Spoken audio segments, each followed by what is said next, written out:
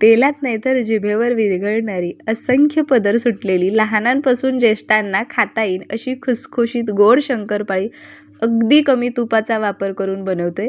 तर काय केलं ना, एका पातेल्यामध्ये 1 वाटी साखर, 1 वाटी पाणी, अर्धा वाटी साजूक तूप घेतलं. छान असं याला गरम करून घ्यायचं साखर वितळेपर्यंत.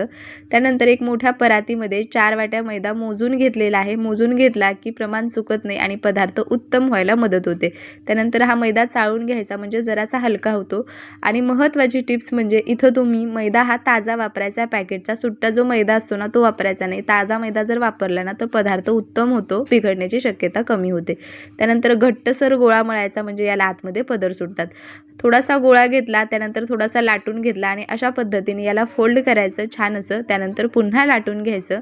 भाकरीप्रमाणे जाडसर ही पोळी लाटून घ्यायची. खूप जाड किंवा खूप पातळ ठेवायची नाही. खूप जाड केली तर शंकरपाळी आतपर्यंत तळली जात नाही आणि खूप लवकर मऊ पडण्याची शक्यता असते. अशा पद्धतीने जर शंकरपाळी बनवली तर महिना ते 1.5 महिना मस्त राहते, जर मुलांनी ठेवली तर. मस्त बारीक गॅसवर ह्या शंकरपाळ्या व्यवस्थित अशा तळून घ्यायच्या. शंकरपाळी तळण्यासाठी 4 ते 5 मिनिटाचा वेळ लागतो. खुसखुशीत शंकरपाळी तयार आहे. मंडळी, एकदा रेसिपी ट्राय करा.